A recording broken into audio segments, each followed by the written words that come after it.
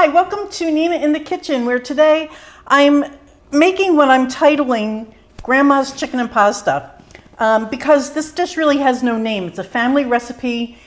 Everyone loves it. It's been in our family for generations now. So here's what it is. You can take a whole chicken and butcher it up, cut it up into the wings and the thighs and so on. Or you can do it this way. This is the quicker version where you just buy chicken parts. You can use any part that you like, but the imperative thing here is that you have to have chicken with the bones in. The bones give a lot of flavor to this dish, so it's very important to use those. And I'm using 4 chicken thighs today. So this is going to make, enough for 2 to 3 to 4 people. And I'll use a pound of pasta. Now, when you buy chicken thighs, just look for this fat. Anything that is too excessive, you can cut off. The chicken skin, and there's going to be a little vein of fat right there, the chicken skin will exude some juices. So anything that's excessive, you're fine just taking that off.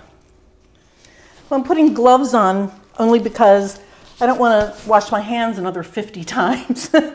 But this dish is very simple, and I'm sure everyone does it a little differently. But what I do is I put salt and pepper on each piece,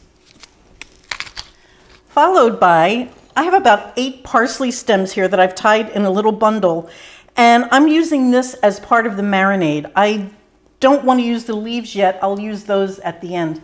3 medium-sized garlic cloves. I have a bay leaf. I'm going to put that in. A little red pepper. You don't have to put that in. This is a teaspoon each of oregano and basil. And I rub that when it's dry herbs. I rub them to get all the last bits of oil out of it. What I do is use, this is about 1/3 cup of a dry white wine. You don't have to do this part at all. I like the flavor there. I like the acidity that it brings. You can use chicken stock, and you don't have to use anything. The last thing to go on is going to be some olive oil. And this is a cooking quality olive oil.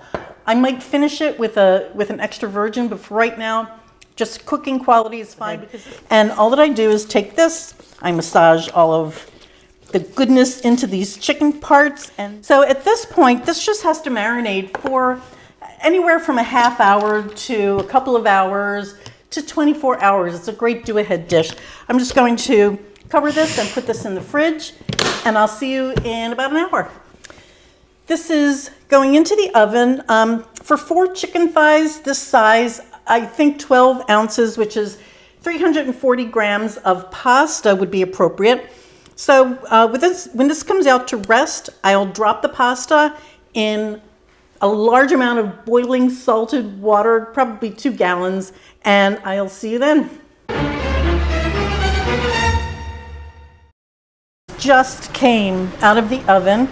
I'm getting rid of that parsley bundle, and you can see how, and also this bay leaf, you can see how beautifully crisp this skin is.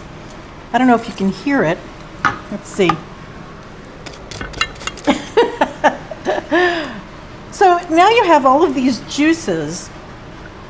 And what I do is I'm going to put in about 2 tablespoons of parsley, stir that around, let this sit. And if you're using a pot that can go over your burner, then you're welcome to do that as well. And you want to scrape down all these little bits in here. I have pasta that's boiling on a burner in the back. That will be done in just about 1 minute. So when that's ready, I'll bring this out here and I'll show you how to put it all together.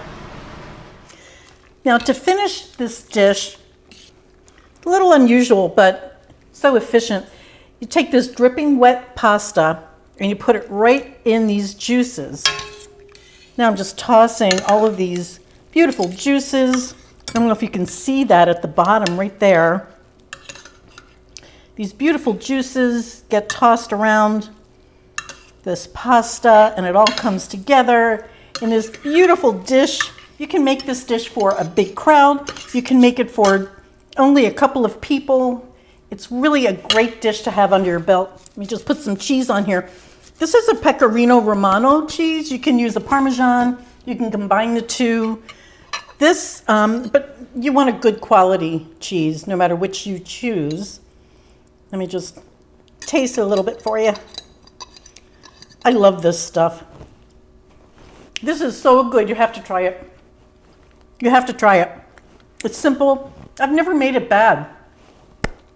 Try it. Every time you make it, you'll get a little better. You'll do it the way you like. This recipe is not written down, so it's wide open for interpretation. I hope you try this. Thank you so much for watching Nina in the Kitchen and NinaInTheKitchen.net for the recipes. Thanks, guys. Bye.